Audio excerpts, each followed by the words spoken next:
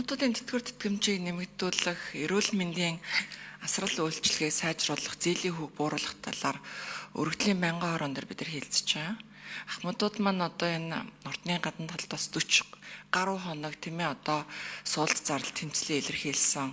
Тэрний үр дүнд нь одоо нэг 6% орчмоор энэ тэтгэвэр тэтгэмжийг нэмэгдүүлэх боломжтой байна гэд ингээд яамнуудаас мэдээлж байна л да.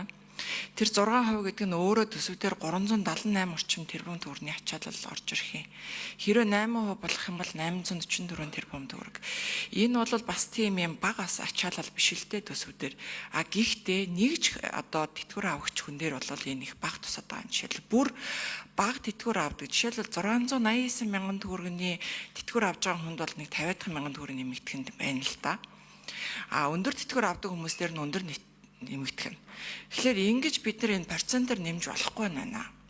Ерөөсө 689 мянган төгрөгийн тэтгэвэр авч байгаа хүмүүс дээрээ бид нар дор хавьж нэг 150 200 мянган төгрөг байж энэ амьдралд арай нэг дүмгхэн мэдрэгдэж орж ирнэ. Өндөр тэтгэвэр 2 сая төгрөгнөөс дээшээ тэтгэвэр авч байгаа хүмүүсийг бол нэмээд хэрэггүй шүү дээ. Яг хэрэгцээтэй мэдээж. Гэхдээ өнөөгийн яг одоо энэ хязгаарлагдмал боломжийн хүрээнд хамгийн түрүүнд бидний хийж болох юм нь энэ бага түвшиндээ байгаа иргэдийнхаа тэтгэврийг нэмэгдүүлэх тал дээр анхааруул зүгээр шүү гэдэг энэ саналыг хэлэх гээд байна. Цаашлаа энэ Ахмадын асралын төв гэдээ одоо бид нар бас байгуулах боломжийг бас эрэлхийлээд байгаа. Ахмадын тухай хууль дээр бол энэ Ахмадын асралын төв дээр төрөөс татаас олгож байгаа.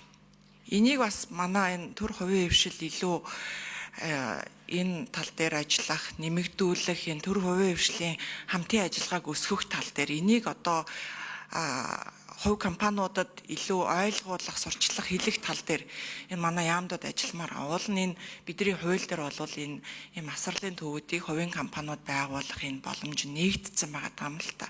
Гэтэ харах ийм компаниуд их цөөхөн байгаад байна.